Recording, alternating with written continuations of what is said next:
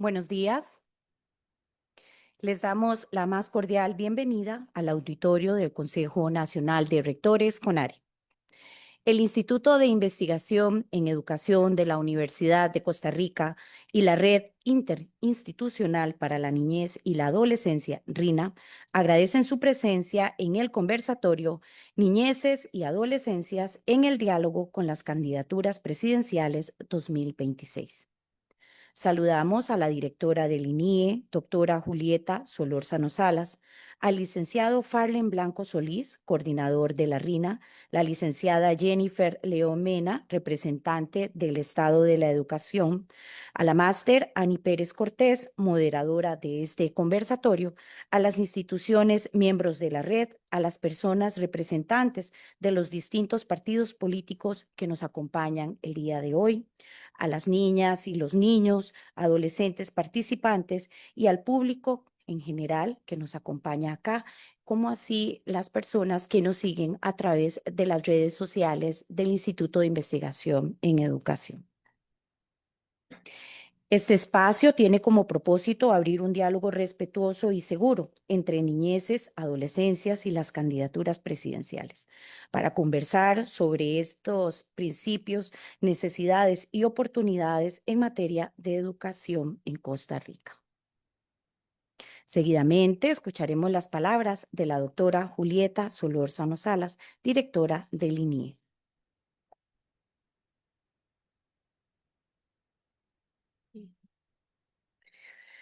Muy buenos días, un saludo muy especial para las señoras y los señores precandidatos y sus representantes. Nos acompañan esta mañana la señora Andrea Centeno Rodríguez, candidata a la vicepresidencia por el partido Coalición Agenda Ciudadana. También Karen Segura Fernández, candidata a la primera vicepresidencia por el partido Liberación Nacional. El señor Steven Barrantes Núñez, candidato a la vicepresidencia por el partido Unidad Social Cristiana. La señora Margarita Salas Guzmán, candidata a la primera vicepresidencia por el partido Frente Amplio. El señor José Aguilar Berrocal, candidato a la presidencia por Avanza. Y el señor Boris Molina Acevedo, candidato a la presidencia por partido Unión Democrática Costarricense. Estimadas personas investigadoras, docentes, niños, niñas, adolescentes, representantes de instituciones públicas y privadas que nos acompañan, familias, amigos y amigas del INIE. Es un honor para mí darle la bienvenida a este conversatorio, Niñeces y Adolescencias en Diálogo con las Candidaturas Presidenciales, como parte de las acciones que se gestan a lo interno de la Red Interinstitucional para la Niñez y la Adolescencia. Este conversatorio tiene como propósito general abrir ese espacio de encuentro para reflexionar junto con las candidaturas sobre los desafíos y oportunidades que enfrentan nuestros niños y adolescentes. La RINA inicia bajo el nombre de Red Interuniversitaria de la Primera Infancia en el año 2003, ya tiene añitos de estar trabajando, y ha ido evolucionando hasta nuestros días, ampliando su campo de acción, incluyendo a la niñez y a la adolescencia. Está integrada actualmente por un conjunto de instituciones públicas, académicas y organizaciones vinculadas al tema de niñez y adolescencia, orientada a crear espacios permanentes de reflexión, articulación y acción conjunta. Además, está adscrita al Instituto de Investigación en Educación INIE de la Universidad de Costa Rica, y juntos promueven espacios diversos de análisis y creación sobre las realidades que afectan a las personas menores de edad y generan líneas de acción que fortalezcan la calidad de los servicios dirigidos a esta población mediante la articulación institucional para optimizar esfuerzos y recursos, y así también la promoción de investigaciones, acciones de capacitación y su difusión.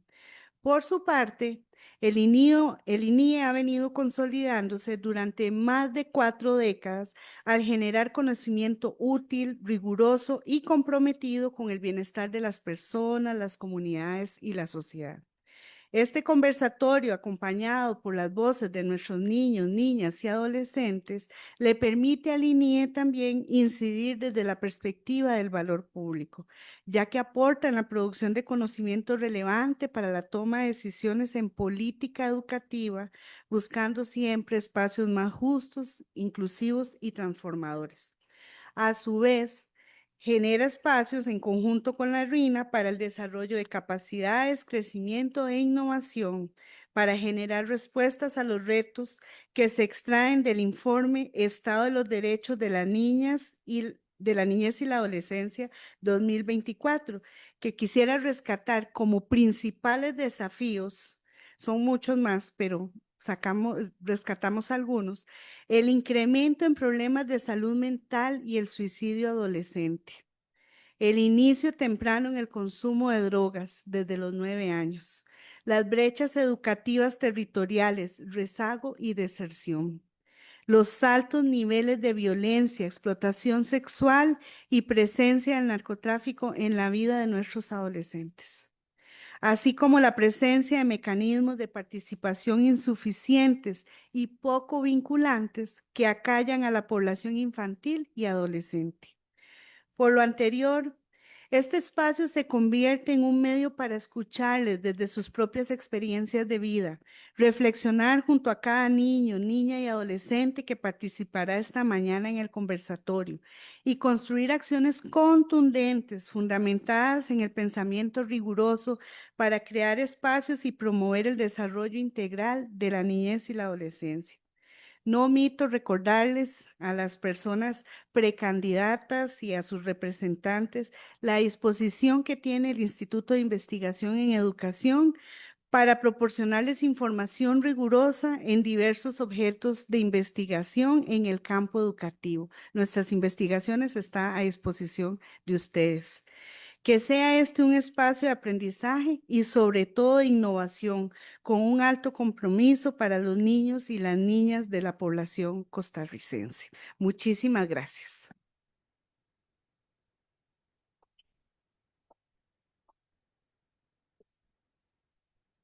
Muchísimas gracias, doctora Julieta Solórzano. A continuación, damos la bienvenida a la licenciada Jennifer León Mena, representante del Estado de la Educación. Actualmente se desempeña como investigadora del informe Estado de la Educación en temas de educación preescolar, rendimiento educativo, brechas de género y estudios de observación de aula. Se ha especializado en minería de datos y en el desarrollo de métodos mixtos para analizar la mediación docente y la calidad de los ambientes de aprendizaje.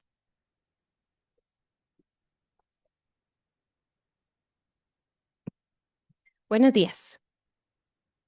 Déjeme aquí acomodarme un poquito.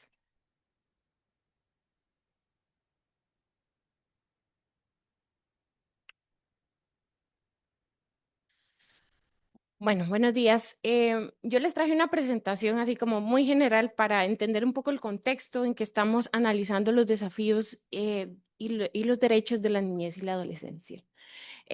Quisiera empezar, ustedes saben que recientemente publicamos el último informe Estado de la Nación, que tienen mucha información, pero que además lo importante y lo que llama su portada es que hacemos el análisis del año, pero además ampliamos el foco para entender los resultados del año en una perspectiva comparada y entender cuánto eso nos aleja o nos acerca al desarrollo humano. El principal mensaje de este informe lo que dice es que hay efectivamente recién repunte económico, pero ese repunte económico posee bases frágiles y amenazas estratégicas. Aquí voy a retomar algunas. Hay que señalar, y esto es muy importante, y es que el país ha tenido efectivamente un crecimiento económico importante en los últimos años, pero este crecimiento ha sido poco inclusivo. Entonces, es un crecimiento que si bien se notan los indicadores, incluso cuando nos comparamos con países desarrollados, tenemos uno de los crecimientos más altos, la gente no lo está sintiendo. ¿Y por qué no lo está sintiendo? Porque, bueno, el país no ha logrado transferir ese crecimiento económico a bienestar para las personas. Vean, por ejemplo, hemos dicho históricamente que en el informe que el país tiene dos motores, funciona con dos motores. Por ejemplo, el régimen especial, que es toda la parte exportadora ligada al comercio internacional, y el régimen definitivo. Vean ustedes que crecen a ritmos distintos, el régimen especial está por encima, pero ese régimen no es el que genera mayor empleo. Ese régimen solo genera un 12% del empleo en Costa Rica. La mayor parte del empleo está en el régimen definitivo, el régimen más tradicional. Y además, cuando vemos el crecimiento por sectores, vemos que no todos los sectores crecen por igual. Esta es la línea azul es el crecimiento promedio, pero vean los sectores como turismo y construcción, que son intensivos en personas, no crecen al mismo ritmo, ¿verdad? Además, aunque hemos tenido logros importantes, por ejemplo, en la reducción de la pobreza, que la tuvimos una reducción importante del 2023 al 2024, también la habíamos tenido en el 2007, esa reducción. Cuando analizamos los factores, vemos que los factores que explican esa reducción no son los mismos. En 2007 se debió a alto crecimiento, generación de empleos formales y expansión de la inversión social. ¿Qué pasó en 2024? Esto se dio gracias a un aumento en el empleo informal, con todo lo que eso conlleva para la calidad de vida de las personas, reducción de los tamaños de los hogares, que ya es evidente por el cambio demográfico, pero además hay un aumento de las transferencias de fuentes no registradas, que explican gran parte de esa reducción en la pobreza. Además, esto sucede en un contexto en que estamos consolidando una epidemia de violencia homicida en el país, ¿verdad? Vean que estamos teniendo los niveles más altos de violencia en los últimos años, ¿verdad? Con predicciones nada buenas para el último año, como vamos a cerrar el año, y esto está afectando cada vez más zonas en el país. Antes teníamos pocos cantones con niveles altos de violencia y ahora tenemos cada vez más cantones con esos niveles. Y esto implica costos, ¿verdad? Esto implica reducciones en crecimiento y en productividad para el país. Según los datos del MID, la inseguridad genera altos costos y se estiman más o menos en un 3% del PIB. El 3% que nos falta justamente para la inversión en educación, como vamos a ver más adelante. Además, hay que decir que hay algunas decisiones que han afectado la sostenibilidad y la gestión ambiental, y esto afecta directamente a las personas porque es finalmente su derecho a un ambiente sano y seguro. Y vean cómo hemos reducido de manera importante las horas que se dedican al control y la conservación desde la parte gubernamental, y además hemos debilitado regulaciones en áreas centrales que además se vinculan directamente con todo lo que tiene que ver con seguridad alimenticia para las personas. Y además, ¿por qué decimos que todo este crecimiento económico no se traduce en bienestar para las personas? Aparte de lo que ya les mencioné, hemos visto que esto no se ha traducido en una mejora de la inversión social. Vean que a inicios del siglo XXI se invertía, la parte que se invertía de inversión social se distribuía más o menos equitativamente en educación, protección social y salud. Después tenemos un aumento importante para educación, que fue todo el impulso que le dimos en la década de los 2000 y el impulso que tuvo justamente en el 2017 la inversión en educación, cuando alcanzamos nuestro punto más alto, un 7,4%, pero vean lo que pasó en los últimos años, ¿verdad? Hemos descuidado salud y educación. Esto no quiere decir que protección social no sea importante, es muy importante, pero no se vale descuidar los otros sectores tampoco. Entonces, ¿qué es lo que dice el informe? Que bueno, hay un círculo virtuoso entre desarrollo humano e inversión social, ¿verdad? Más desarrollo humano implica inversión social y viceversa, ¿verdad? Lo que pasa que en este círculo virtuoso la educación es determinante. ¿Por qué? Y este es nuestro marco de análisis en el informe Estado de la Educación, un enfoque desde el desarrollo humano, y porque entendemos que la educación es clave para el desarrollo de un país. ¿Por qué? Porque dota a las personas de agencia, de un conjunto de capacidades, habilidades, destrezas y valores que les permiten ser agentes morales, políticos y sociales que les permiten integrarse a la sociedad, pero además contribuir a su desarrollo social y económico.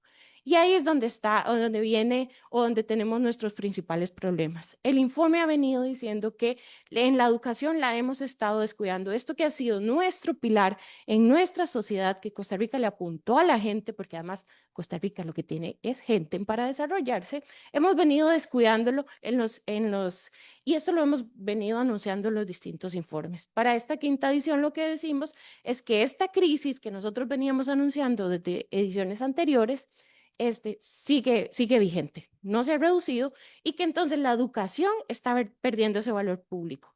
No porque la educación no tenga valor público, sino porque la prioridad que le hemos dado como país es cada vez menor, ¿verdad?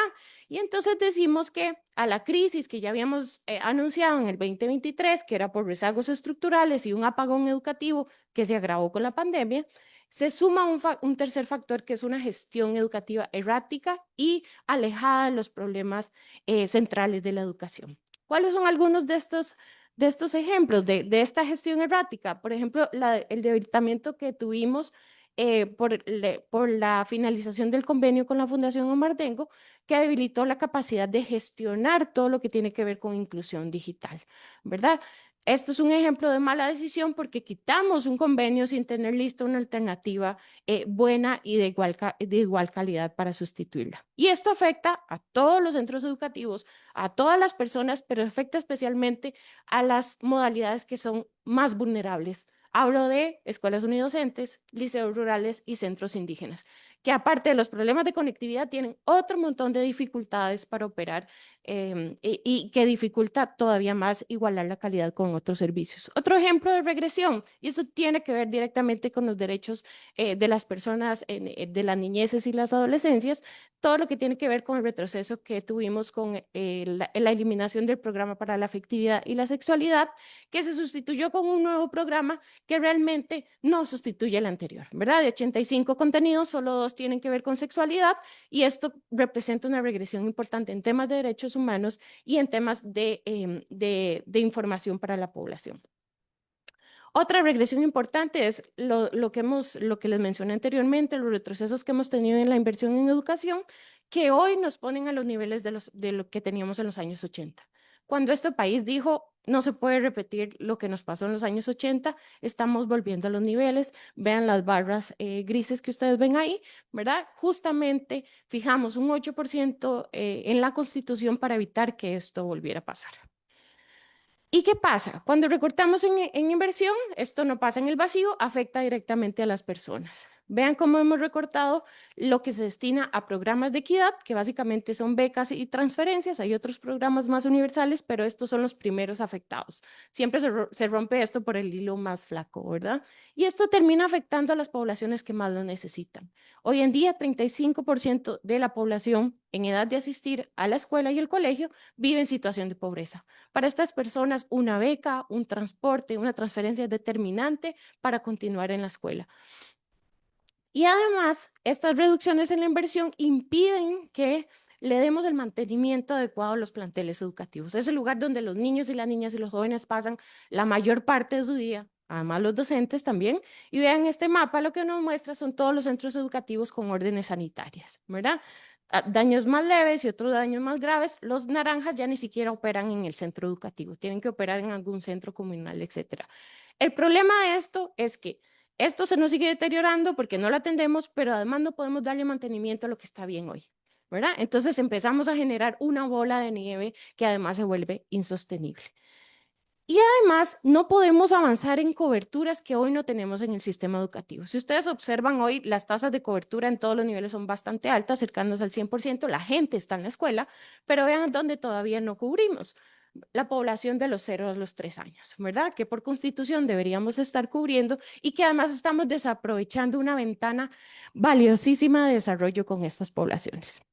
Entonces, esta vulneración de logros históricos no opera en el vacío, afecta a las personas y tiene impactos en sus aprendizajes y en el desarrollo de sus habilidades.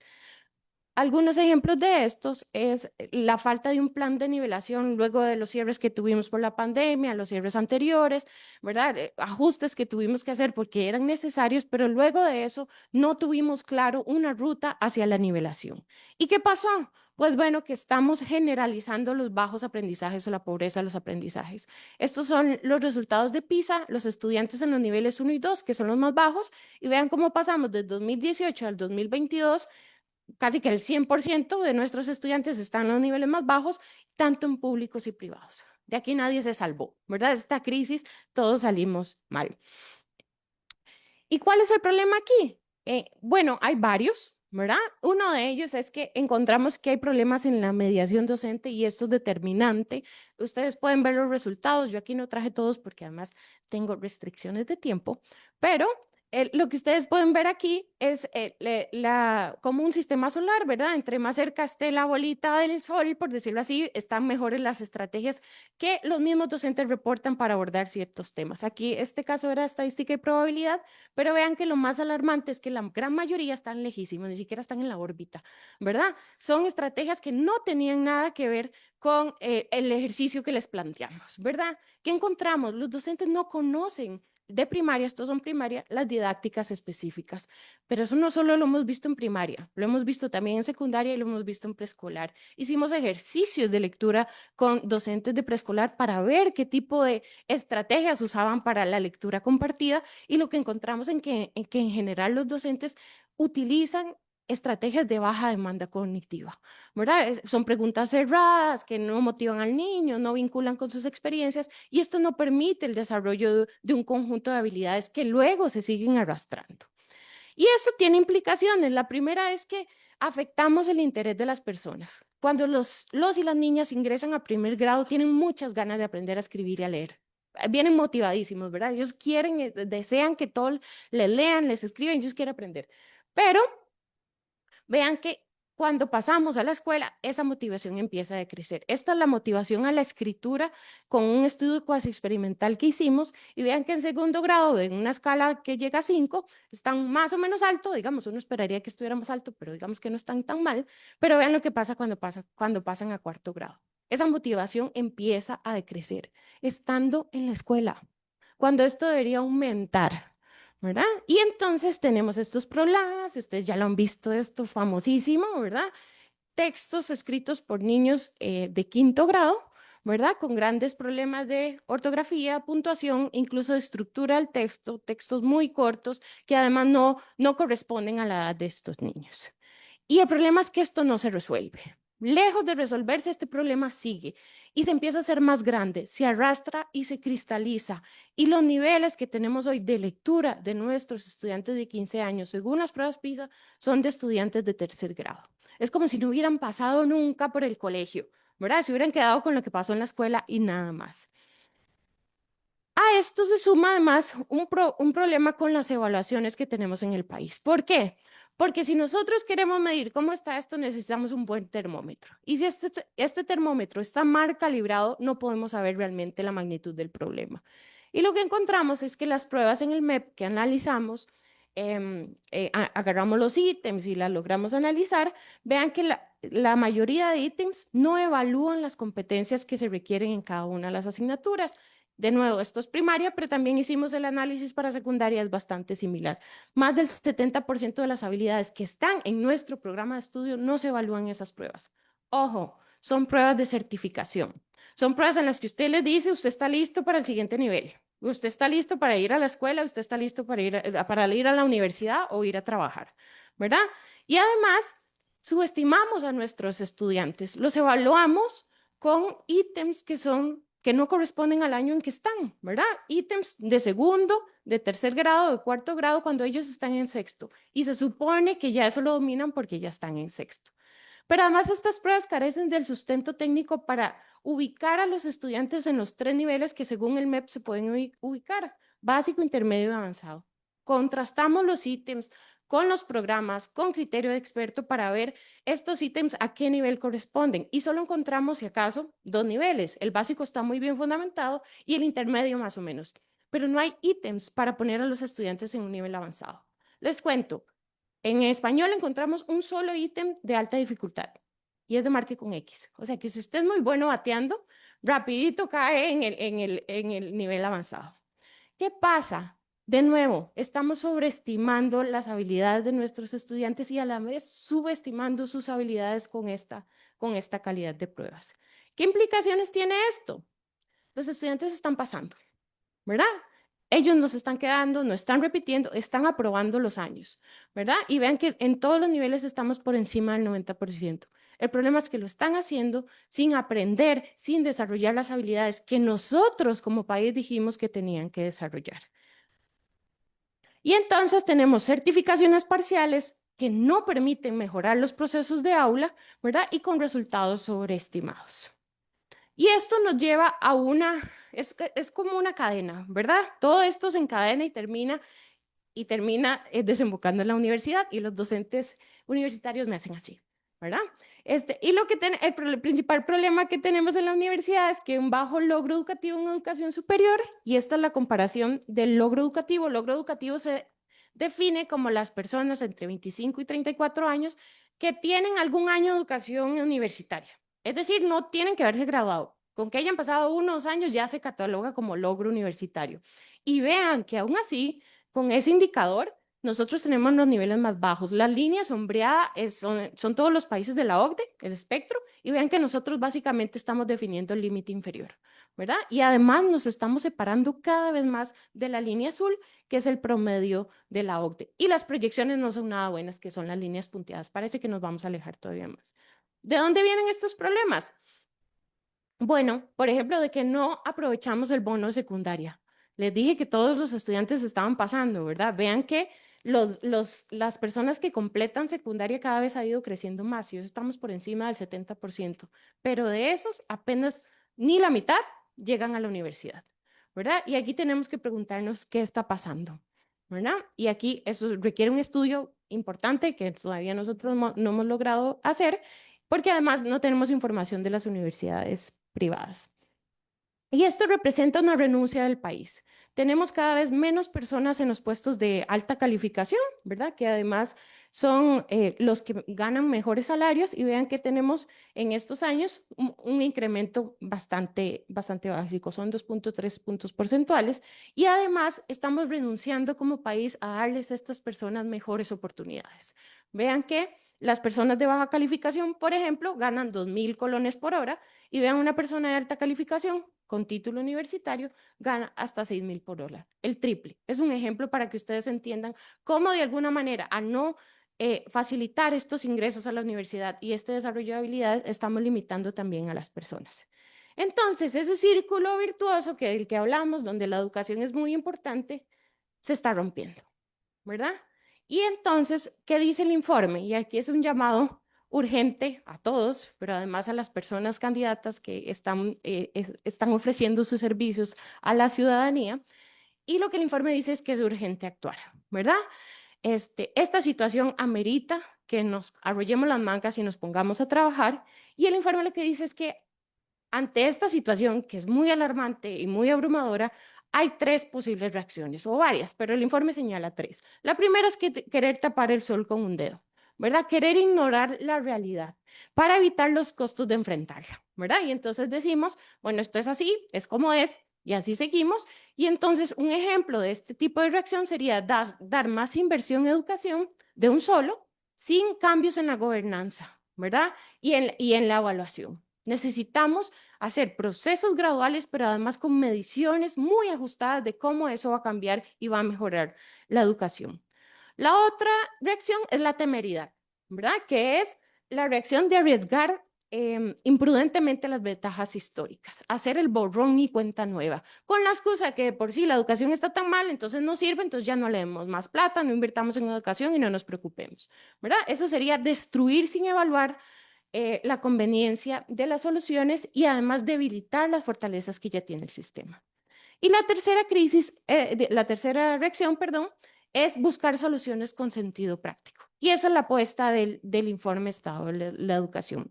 Nosotros tenemos en el informe, por su naturaleza, un conjunto de recomendaciones que hemos puesto a disposición de toda la ciudadanía, pero que además está a disposición en especial para las personas candidatas, para que lo utilicen y la revisen y puedan con ello construir recomendaciones. No son las únicas, pero son una idea de lo que se puede hacer. Entonces el informe lo que dice, hay que actuar ya. Lo bueno es que no actuamos en el vacío. país tiene fortalezas históricas, no todo está perdido. Cuando les digan que todo está perdido, digan, no todo está perdido. Tenemos un montón de fortalezas que nos permiten avanzar y que son un punto de apoyo. Esa frase de Arquímedes, ¿verdad? Dame un punto de apoyo y una palanca y mover el mundo. Nuestras fortalezas históricas son el punto de apoyo y la voluntad y la estrategia política son la palanca. Eso sí, las fortalezas se pueden utilizar o desperdiciar. Depende de nosotros lo que hagamos con esa palanca. Vivimos en tiempos muy complejos, pero no se vale con esa excusa decir vamos a hacer más de lo mismo, ¿verdad? No se vale dar soluciones simples a problemas complejos. Eso no se arregla así de fácil. Cualquiera que les diga no le crean, no es tan sencillo, no se arregla de la noche a la mañana. Por eso el informe lo que apunta es a áreas estratégicas donde podemos empezar a mover la aguja. Y tenemos que pensar a futuro. Ahora es cierto, tenemos que pensar en las personas que ya están, pero tenemos que pensar en que esas personas que ya están en el sistema educativo, ¿cómo va a ser la sociedad en el 2050? Pues realmente no lo tenemos muy claro porque ahora los cambios son bastante rápidos, pero lo que sí sabemos, inteligencia artificial, biotecnología, big data. Entonces, en mente a la sociedad que vamos a enfrentarnos, ¿qué habilidades necesitarán nuestros niños, niñas y adolescentes para enfrentarse a la sociedad que van a tener en ese entonces? Y entonces tenemos que concentrarnos en cómo enseñamos. Enseñamos para, ¿verdad?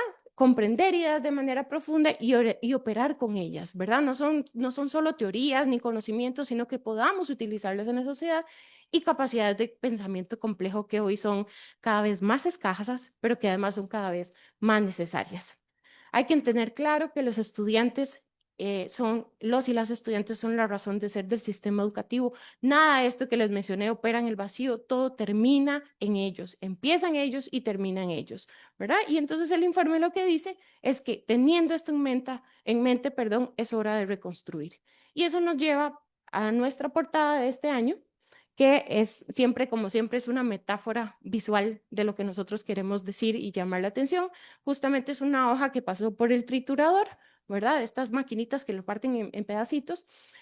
Y vean que incluso, si la ponen atención, hay partes en esa portada que ya no se recuperaron, hay generaciones completas que ya salieron del sistema educativo con todas estas debilidades. Con ellos necesitamos llegar por otro lado, con otro tipo de inversión y otro tipo de apoyos, pero el informe lo que dice es posible recuperarse. Es posible salir de la crisis y por eso están las cintitas que ustedes ven en la portada. Y además pusimos esta cinta así de fontanería, que esa que uno que hasta pega zapatos, ¿verdad? Se amarra los zapatos y un rato le aguantan por lo menos, para señalar la urgencia de las reformas y la urgencia del trabajo que esto requiere. Y el informe lo que dice es que esto nos toca a todos y a todas y es hora de empezar a actuar. Ahí tienen el QR con el informe para donde pueden encontrar la información y todas las investigaciones. Muchísimas gracias.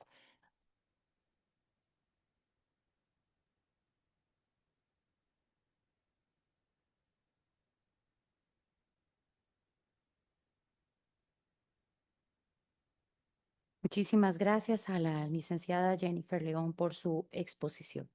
Ahora vamos a pasar a la presentación con los niños y con la máster Ani Pérez, docente de la Escuela de Ciencias de la Comunicación Colectiva de la Universidad de Costa Rica, quien estará a cargo de la moderación de este ejercicio de participación.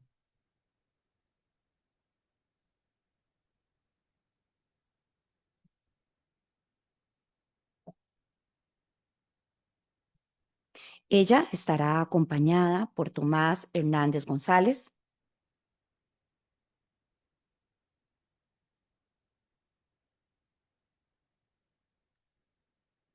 Alesia Ángela Jiménez,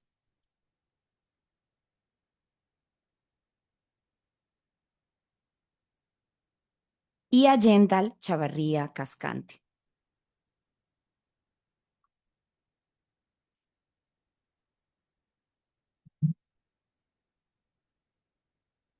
La máster Pérez Cortés es comunicadora con una sólida trayectoria en medios, producción de contenidos y docencia universitaria.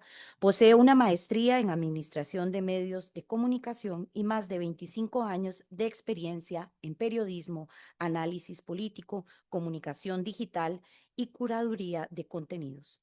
Ha sido reconocida con el Premio Nacional de Periodismo Pío Víquez y el Premio Nacional de Periodismo Ángela Acuña.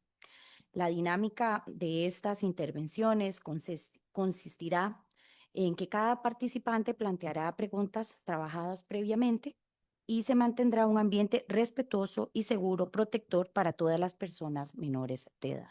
Adelante. Muy buenos días, señoras y señores con candidaturas vicepresidenciales y presidenciales. Da gusto verles participar. Yo creo que eso hace la diferencia frente a lo que concluyó Jennifer. Estas personas aquí sentadas, que son las más importantes, no solo de esta sesión, sino del futuro del país. Ustedes están ya preparadas y preparados, ¿verdad? Para las preguntas. Pero primero queremos escucharles cómo se llaman, dónde estudian. Empecemos por Tomás. ¿Puedes pasarle el micrófono? ¿Dónde estudias? En el CID, Ajá. ¿Cuántos años tenés? 9. 9. Muy bien. Toma el micrófono. Nombre. Buenos días, mi nombre es Aleisha, estudio en el Colegio Superior de Señoritas y tengo aproximadamente 13 años. Ok.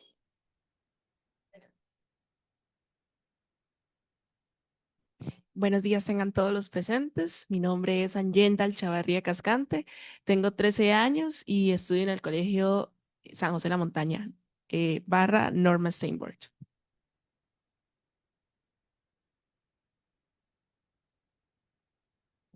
Ahora vamos a proceder con las preguntas. A ver, Tomás, ¿cuáles cree que son los retos más importantes que enfrentan los niños en Costa Rica hoy día? Yo creo que uno de los retos más importantes que enfrentan los niños de hoy en día es el bullying. Hay muchos niños que tienen miedo y están tristes y también podrían necesitar un poco más de apoyo para poder expresar sus sentimientos. Y me gustaría que en todas las escuelas se hable más sobre ese tema. Yo creo que un aplauso, ¿verdad?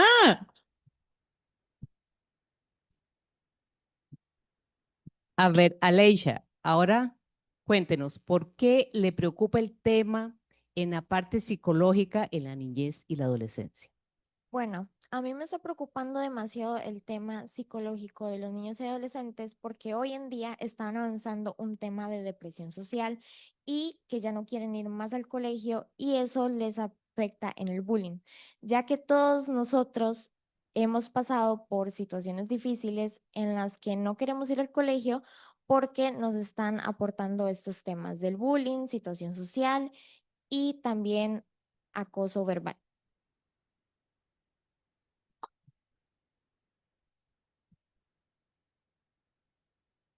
Allendal, ¿qué considera que debería ser una de esas personas que vienen a hablar a nombre de las candidaturas para mejorar la calidad de la educación en Costa Rica y actualizar las materias que se enseñan en los colegios?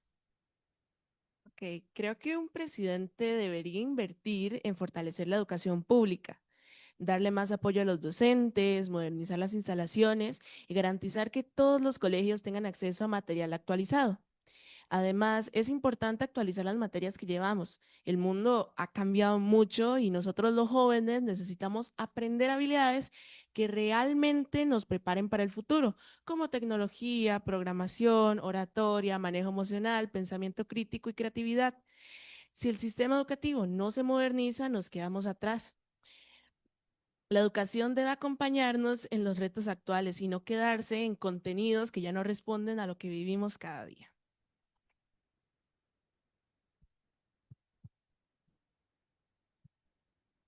Tenemos un futuro investigador del Estado de la Educación, ¿verdad? En ciernes. Muy bien. Tomás, de nuevo, ¿puede decirnos a partir de lo que usted siente y ha visto en otras personas, niñas y niños que conoce, cuál cree que es la diferencia principal entre estudiar en una escuela pública y una privada en Costa Rica con respecto a las oportunidades que pueden tener unas y otras?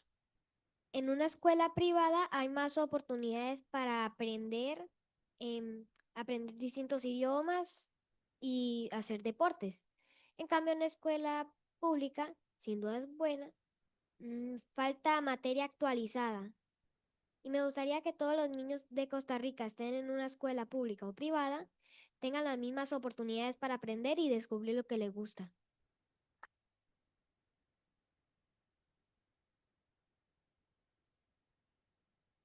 Alaisha, ¿cómo cree que que afectan las redes sociales a las personas adolescentes? Yo creo que les afecta en la parte de comparación, ya que los niños y adolescentes se comparan tanto con personas que ven en las redes sociales y dicen, wow, yo quiero ser como ella, yo quiero tener ese cuerpo, esa habilidad que ellos tienen. Y se comparan tanto que tienen una presión de que ya no quieren salir y ya no quieren explorar más su vida.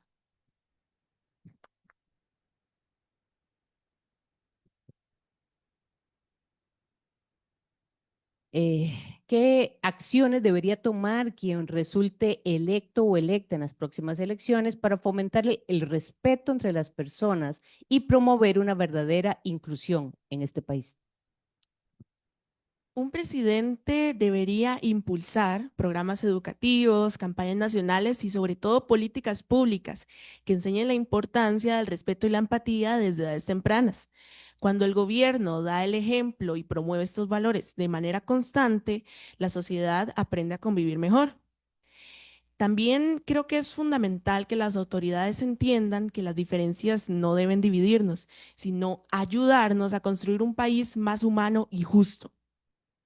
Los jóvenes queremos vivir en un lugar donde nadie sea excluido por cómo piensa, cómo luce o de dónde viene, sino donde todas las personas tengan las mismas oportunidades.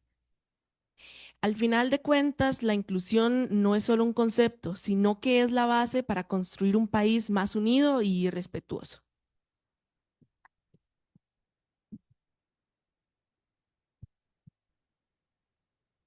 Tomás, una última consulta. ¿Ha pensado qué le gustaría estudiar o ser cuando sea grande? ¿Y qué le pide usted a esas señoras y señores que están ahí, que quieren, están pidiendo el voto para ser presidentes o vicepresidentes y vicepresidentas? ¿Qué necesita usted para cumplir sus sueños? Y vuélvalo a saber para que los comprometa. ¿Qué le gustaría hacer cuando sea grande? ¿Lo ha pensado? ¿Sí? ¿Qué cosa? ¿Un youtuber? Ajá. ¿Y qué cree usted que un presidente o una presidenta puede hacer para mejorar la educación y que usted llegue a ser un youtuber con muchos seguidores, pero que enseña a otras personas jóvenes los valores y conocimientos? ¿Qué les pide? Que nos ayuden más en el país, a nosotros, a mejorar ese tema del bullying Ujú. y que no exista en nuestras propiedades. Muy bien, muchas gracias. Aleisha, piensa que, que las personas, tutores, tutoras, padres y madres de familia, saben por todo lo que pasan sus hijos e hijas.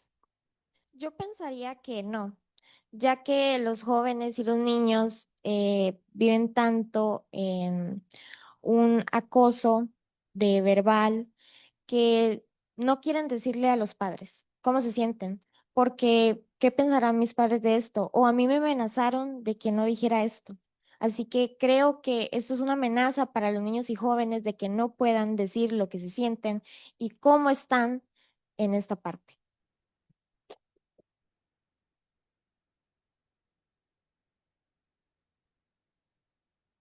¿Qué le gustaría que el futuro gobierno priorice para proteger el ambiente en Costa Rica? Bueno, es importante fortalecer la educación ambiental en los colegios con programas de reciclaje, visitas a áreas protegidas y talleres sobre energías limpias. Además, creo que es importante cuidar nuestras zonas naturales, reducir la contaminación y apoyar iniciativas sostenibles para las comunidades. Si el próximo gobierno nos da espacios para participar, podemos construir un futuro más sano y responsable con la naturaleza.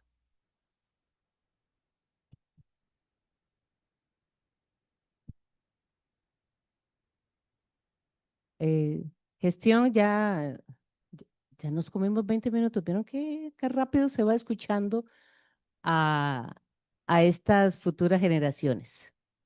Jessica. Eso.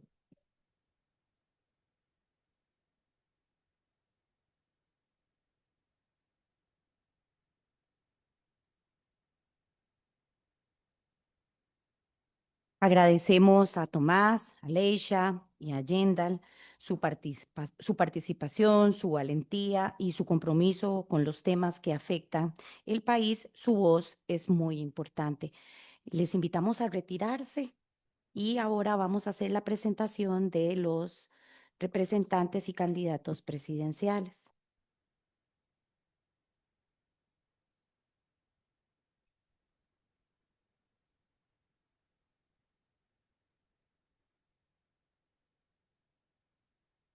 Andrea Centeno Rodríguez, candidata a la vicepresidencia, Partido Coalición Agenda Ciudadana.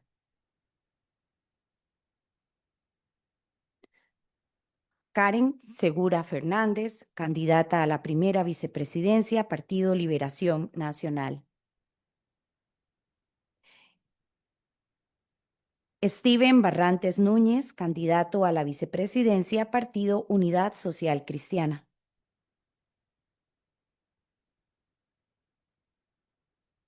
Margarita Salas Guzmán, candidata a la primera vicepresidencia, Partido Frente Amplio.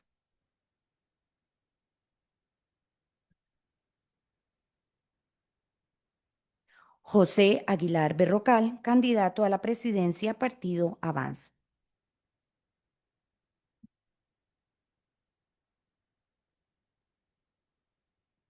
Boris Molina Acevedo, candidato a la presidencia, Partido Unión Democrática Costarricense.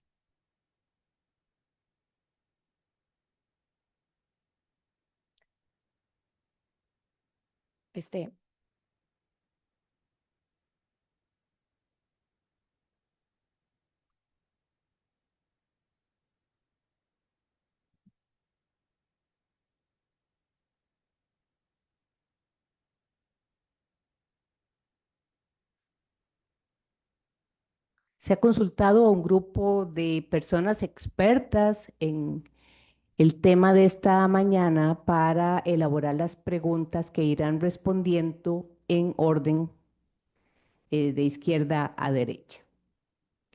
Y disponen de 3 minutos para responder.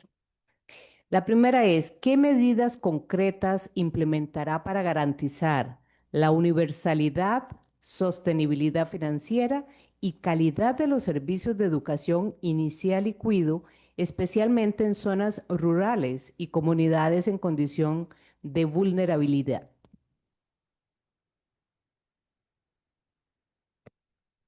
De aquí para allá. No, empieza usted, sí.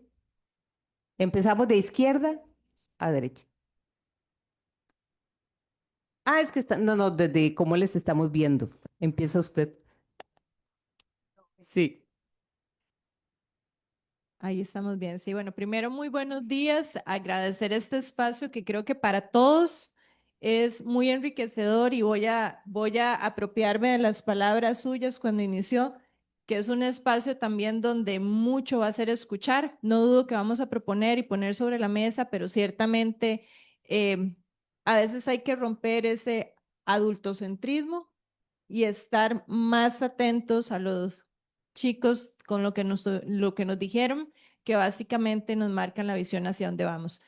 Desde Coalición Agenda Ciudadana tenemos un compromiso muy claro en trabajar y entender en el cumplimiento de la plenitud de derechos de la niñez y la adolescencia, no visto simplemente como poblaciones que son receptoras de protección, sino precisamente que tienen que vivir plenamente sus derechos, y eso pasa no solo por protección, pasa por habilitación de un ambiente seguro y pasa, por supuesto, por apertura de oportunidades, lo que nos lleva directamente a la pregunta sobre educación y cuidado.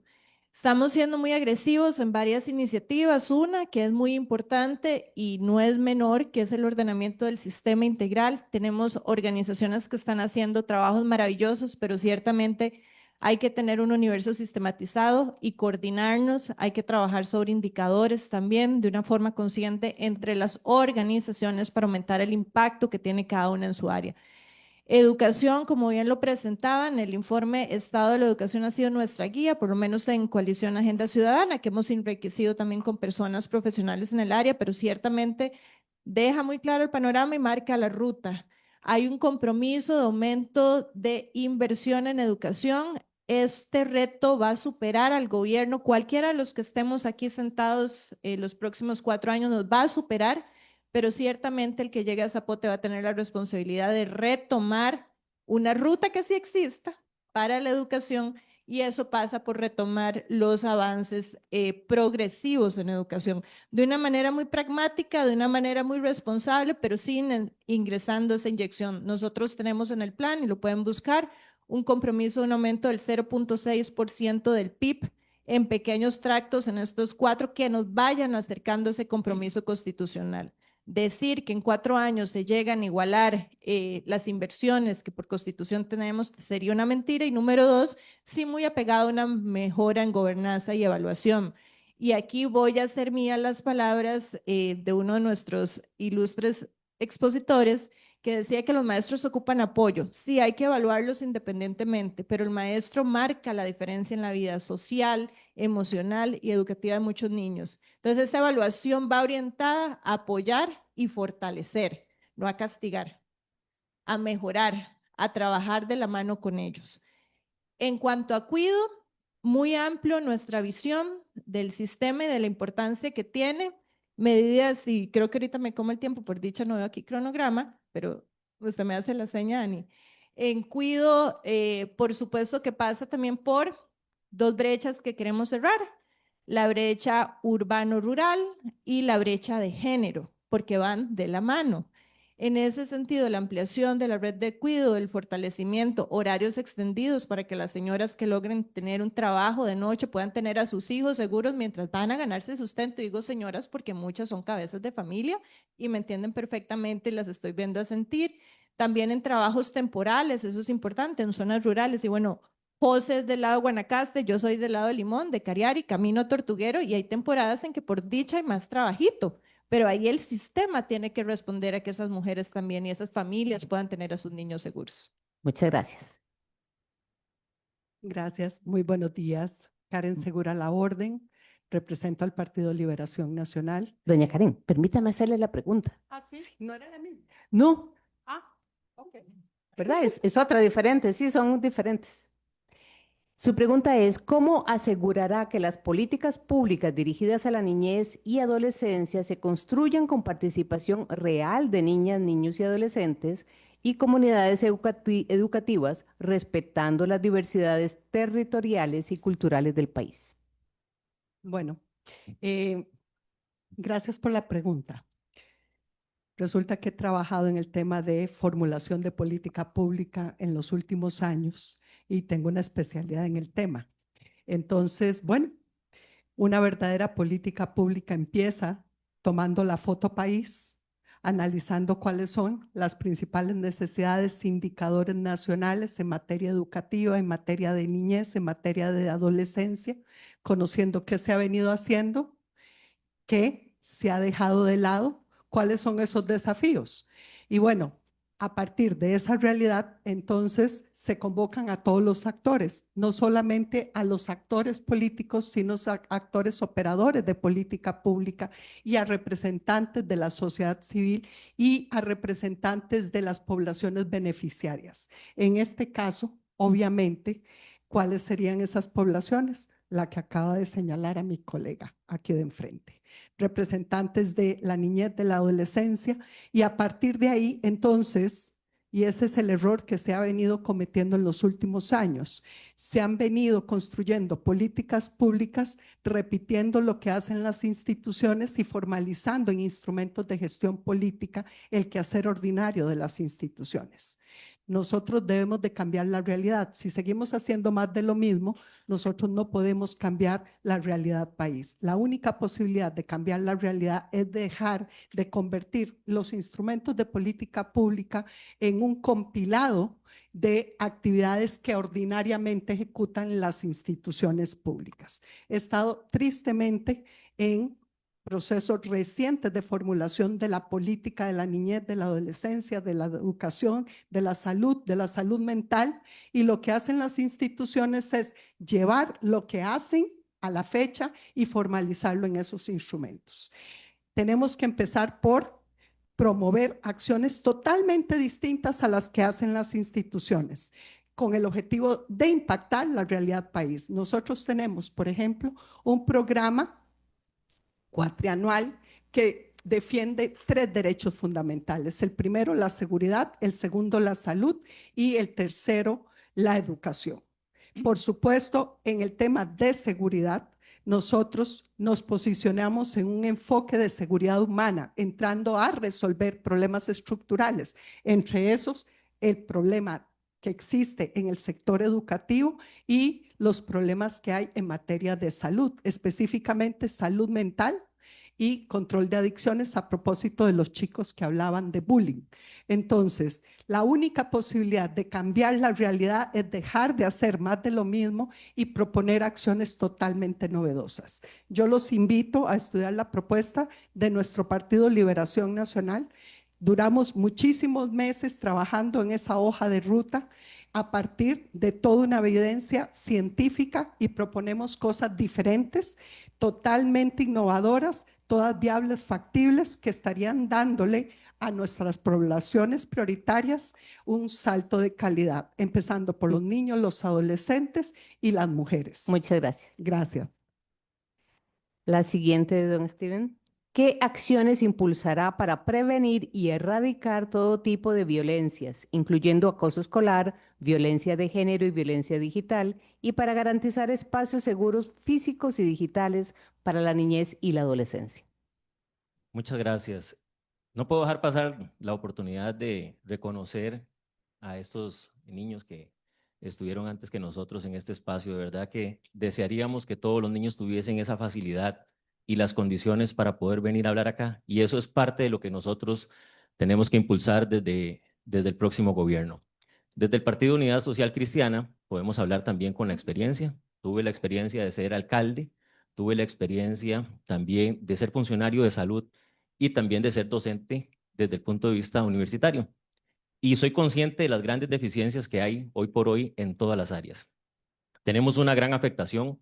Para el 2024, más de 140,000 personas estaban sufriendo trastornos mentales, y eso repercute directamente en la economía y también, por supuesto, en el estilo de vida.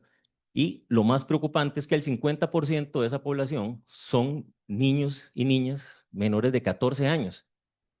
Lo que nos lleva a que debemos de hacer un trabajo integral, trabajar también en la atención en los centros educativos para poder mitigar esas afectaciones que están teniendo al día de hoy. ¿Y cómo lo logramos? Bueno, teniendo nuevamente la participación del primer nivel de atención primaria en salud, en el cual pude trabajar como ATAP, y poder llegar nuevamente a hacer las evaluaciones a los centros educativos para darle seguimiento. El sistema de salud ha salido completamente del contacto con las otras instituciones, no hay una articulación, existen muchas instituciones haciendo estrategias aisladas y no logramos aterrizarla. Eso nos está disparando los costos también. ¿Por qué? Porque estamos teniendo duplicidad de acciones y no logramos concretar. Parte de las propuestas que nosotros llevamos dentro de nuestro plan de gobierno es fortalecer una herramienta que fue sumamente exitosa entre el año 1998 y 2002, que fue el Triángulo de Solidaridad, una estrategia que integra los diferentes actores sociales en el proceso de toma de decisiones y también en la ejecución de obras. Tenemos centros educativos totalmente deteriorados, donde no podemos garantizar que un estudiante tenga paz mental y tenga las condiciones para poder desarrollarse de una forma adecuada, donde no se puede concentrar en la clase porque tiene que capearse la gotera o porque no tiene ni siquiera una pizarra donde poder ver la clase que están pronto a recibir. Y el Triángulo de Solidaridad viene a trabajar en eso, en lograr hacer una articulación entre el gobierno central, las municipalidades, las organizaciones comunales y las instituciones. ¿Por qué? Porque las necesidades están invertidas. Hoy venimos con una idea que normalmente sale desde Zapote y va hacia las comunidades, y no al revés. Quienes saben realmente qué es lo que necesitan y qué es lo que requieren para poder sacar la educación y para poder estar en mejores condiciones en los centros educativos son las comunidades y son las organizaciones de base. También esta es una gran manera de poder hacer que los recursos rindan mucho más, porque también garantizamos la participación ciudadana, como se ha hecho históricamente. Somos un país donde siempre las personas de las comunidades colaboran en este proceso y eso hace que los recursos rindan mucho más. Hay que atender la salud mental y la educación desde abajo hacia arriba con las necesidades que ellos mismos tienen planteadas. Muchas gracias. Muchas gracias, don Steven. Doña Margarita, ¿qué propuestas implementará para fortalecer instituciones como el Ministerio de Educación Pública, el Patronato Nacional de la Infancia y garantizar que el principio del interés superior de la persona niña oriente todas las decisiones del Estado? Muchísimas gracias. En campaña todo el mundo va a venir a decirles que va a aumentar el presupuesto para educación, que va a invertir en educación, que va a invertir en protección social. Yo aquí quiero hacer un llamado a que también revisemos qué ha hecho cada uno de los partidos cuando ha estado en el poder, porque casi todos los partidos que nos estamos candidateando ya hemos tenido acceso a los presupuestos o al Ejecutivo. Cuando estos partidos han estado, ¿recortaron el presupuesto de educación? ¿Recortaron el presupuesto de inversión social o lo fortalecieron? Yo quiero plantearles que desde el Frente Amplio no les vamos a hablar de lo que vamos a hacer, les vamos a hablar de lo que ya estamos haciendo, porque somos el partido político que más ha tenido que defender dentro del presupuesto actual las becas de Avancemos, el presupuesto para cuidado, sistema de salud, etcétera. Hay legislaciones que se han pasado, tal como la regla fiscal, que han cercenado por completo la capacidad de inversión de nuestras instituciones públicas. Entonces, un primer planteamiento que yo quiero hacerles es que sin cacao no puede haber chocolate. Si nosotros queremos que haya inversión en el sector de educación y en la protección de niños, niñas y adolescentes, tenemos que poner el dinero para que eso esté ahí.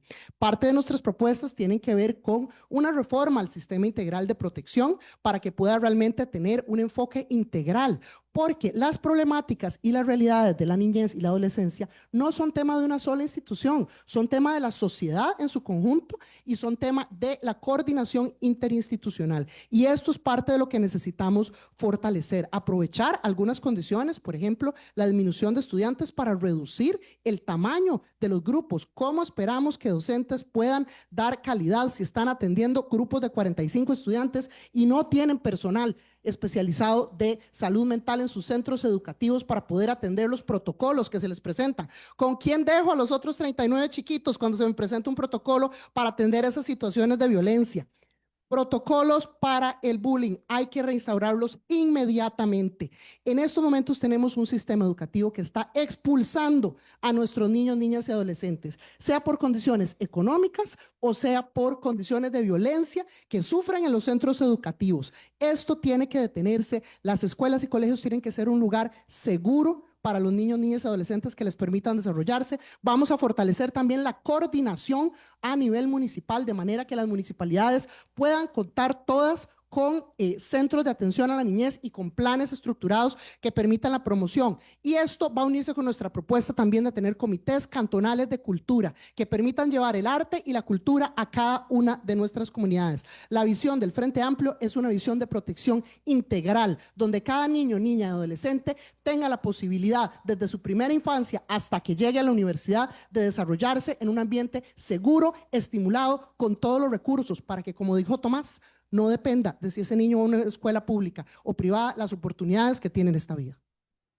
Muchas gracias, doña Margarita. Don José, ¿cuál es su propuesta integral en materia de justicia penal juvenil para prevenir que niñas, niños y adolescentes sean reclutados por el crimen organizado y garantizar alternativas educativas comunitarias y de apoyo que reduzcan su vulnerabilidad? Muchas gracias. Esto obviamente es un fenómeno multidimensional. No es una sola bala de plata que uno tiene que resuelve todo, sino que hay que ir haciendo diferentes capas simultáneamente. Primero que todo, antes de responder, me quedé muy impresionado. Son muy elocuentes, son jóvenes muy inteligentes y todo lo que dijeron realmente lo deja a uno pensando. Así que los felicito y a los padres también por criar chicos tan valiosos, tan llenos de sustancia. Ok, aquí nosotros lo que tenemos que entender es que esto tiene que ver con temas económicos y tiene que ver con temas de desarrollo humano. Empiezo por uno que no voy a desarrollar mucho para enfocarme en la parte social, que es si no pensamos que los jóvenes necesitan oportunidades reales de empleo, vamos a estar en problemas. Hoy tenemos como, si no me traiciona la memoria, 3,4 veces más desempleo juvenil que el promedio nacional. Y si uno toma en cuenta los desalentados, casi que llega a 4 veces más alto el desempleo. Ahí estamos en severos apuros. Y hay que entender además que estamos a punto de entrar a la automatización del mercado laboral por la inteligencia artificial y las tecnologías disruptivas. Entonces, el primer nivel de ingreso al mercado laboral va a ser todavía más desafiante y eso nos va a pedir más capacidades para los chicos en un momento en donde, como muy bien han explicado en el estado de la educación, estamos catastróficamente mal y yo casi me atrevería a argumentar que aún en caída libre. Eso no son buenas noticias y tenemos que ahí actuar con carácter urgente. Después nos tenemos que devolver desde el inicio. Vamos a ver, si son jóvenes que en la época de lactancia y gestación sus madres están en condiciones de pobreza extrema y no les damos la capacidad de vitaminas, ingesta calórica, cuando los chiquitos se están formando, su desarrollo cognitivo no se va a poder hacer bien, fisiológicamente quedan limitados. Y eso, aunque todo lo demás lo hagamos bien, ya les va a poner a ellos en una desventaja que no se recupera nunca. Entonces, esta primera ventana de oportunidad, cuando están las mujeres embarazadas en los primeros días de vida de los niños, es crucial y ahí hay que intervenir a tiempo y bien con la atención primaria, con los Sensi-Nice y con una red de cuidado que hay que invertirle recursos agresivamente. Inmediatamente después viene todo lo que tiene que ver con la, digamos, el kinder, la estimulación temprana, el preescolar, que ahí ha aumentado mucho la cobertura, pero la calidad es altamente deficiente. Ahí ocupamos invertir recursos fuertemente, hacer alianzas público-privadas. Han habido algunos esfuerzos incipientes en el IMAS que tienen problemas de gobernanza, pero por ahí tenemos que inyectar más fondos. Y luego, cuando ya empiezan los chicos a ir a la primaria, de ahora tenemos que basarnos en algo que uno siente como si estuviera hablando de San Salvador o Tegucigalpa, que es que al menos aprendan a leer y escribir. Hay que hacer una cruzada urgente de lectoescritura y fonética para que los chicos puedan desarrollar sus habilidades cognitivas, porque si no, lo que va a terminar pasando, y ahí ya perdemos a los jóvenes, es que si les regalan la nota, como vergonzosamente casi que se podría atribuir que ha venido pasando, y sobre todo desde los años de la pandemia, cuando llegan a la secundaria ya tienen que ver física, química, biología, es como que les hablen en chino. Entonces se quedan en todas las materias, abandonan el sistema educativo y salen. Y los chicos, cuando están además en comunidades urbano-marginales, costeras y rurales, y las conozco bien, llevo 25 años batiendo barro ahí en varios proyectos que he desarrollado en mi vida profesional, no es que se van a quedar jugando jackses, los reclutan en el narcomenudeo, en las pandillas. Y todos los chicos además hay que entender que están en un contexto social fuertemente consumista y tienen una gran presión para tener la ropa de marca, el teléfono, la moto. Y si no lo tienen por las buenas, los van a terminar reclutando. Entonces, la lectoescritura, el éxito escolar. Y nada más para terminar, es importantísimo hacer espacios recreativos, deporte, cultura. Me ha tocado hacer skate parks, proyectos culturales de música, proyectos deportivos, de boxeo. Y eso es una vacuna contra que se inserten y se metan en la delincuencia Gracias. organizada. Muchas gracias, don José. Don Boris, ¿cómo enfrentaría la gestión con la relación con los gremios del sector educativo, que siempre significan una relación tensa, distante, pero también colaborativa en gobierno? Por un lado son un fuerte grupo de presión, pero también empleados del gobierno central. Muchísimas gracias, muy buenos días a todos. En primer lugar, le voy a hablar a Tomás, a Leisha y a Yendel, ¿verdad? Tomás, mi hijo, mi nieto Saúl tiene 9 años también, como vos. ¿Y sabes qué me pidió? Me dijo, cuando sea presidente, vaya a la escuela y encierra a todos los que hacen bullying. Entonces yo les dije, no los voy a encerrar, no podemos, ¿verdad? Tenemos que ayudarlos, porque son compañeros que también tienen sus dificultades, que pasan cosas muy complejas en las casas. Sus papás a veces les dan malos ejemplos y por eso llegan a hacerle bullying a los compañeros muchas veces.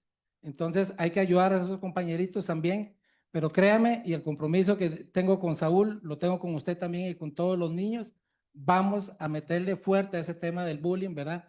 Porque los afecta mucho a todos ustedes. Allenda, voy a darle mucho espacio y eso es lo que yo quiero, que ustedes tengan voz verdadera en nuestro gobierno, que se escuche, así como hablaron aquí, que los oigan hablar a ustedes y a muchas poblaciones que también no tienen esa oportunidad. Y a Leicha, del Ceño, yo del Liceo, así que vamos a hacer realidad muchísimas de las cosas que ustedes quieren, porque la voz de ustedes tiene que ser escuchada. Estos jóvenes representan, para los que no lo tengan claro, nos dejaron una tarea, que era leernos el informe de los derechos de los niños y adolescentes, el informe EDNA del 2024 y el Plan Nacional de Niñez y Adolescencia 2436. Yo cumplí esa tarea. Entonces, fíjense que ahí tenemos un tema que para mí es fundamental.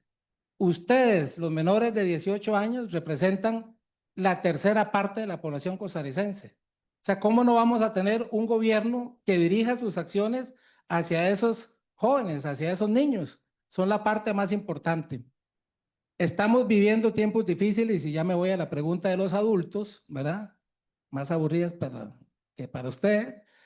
Ayer justamente nos reuníamos con la Junta Directiva de Colipro y ellos nos planteaban la otra cara de la moneda cuando nos dicen que los educadores están pasando por unas situaciones muy complejas. La ley 9.999 vino a establecer una serie de derechos en favor de los niños, que no es que esa ley los trajo, no, ya los teníamos. O sea, el interés superior del niño es un derecho humano de los niños, no es una invención de una ley. Pero resulta que los educadores están viviendo una situación compleja. Y es que algunos niños saben perfectamente cómo funciona esta ley, entonces amenazan a los maestros, les dicen a los maestros que van a acusarlos y que saben que los van a echar del colegio. Entonces la otra cara de la moneda lo que nos dice es que hay maestros preocupados por ejercer adecuadamente esa profesión, más todos los problemas complejos que ellos tienen. Entonces esa relación con los gremios tiene que ser fundamental, porque tenemos un problema que nos afecta a todos. No podemos irnos en contra de los maestros porque nos vamos a quedar sin maestros para educar a nuestros hijos y a nuestros nietos. Tenemos que hacer un balance y ese balance tiene que tener una respuesta técnica. Por eso es que cuando yo vengo a este tipo de foros, a mí me importa resaltar algo que es fundamental. El trabajo que hace el Estado de la Nación, el Estado de la Educación, el Estado de la Región, el Estado de la Justicia, el Estado de los Derechos de la Niñez y de la Adolescencia, son por profesionales, son investigadores. O sea, los políticos deberíamos de tener la sabiduría para entender que esos trabajos no los podemos soslayar, no podemos decir que no importan, no podemos decir que como vienen de las universidades, entonces están sesgados. Todo lo contrario, yo les agradezco muchísimo porque hacen un trabajo fundamental y nos alivianan a los políticos todo lo que tenemos que hacer cuando estemos en gobierno. Muchas gracias, don Boris. Muchas gracias a las personas candidatas a vicepresidencias y a la presidencia por haber respondido las preguntas de las personas expertas y también respondido a las inquietudes de nuestras personas invitadas estudiantes. Les damos un aplauso.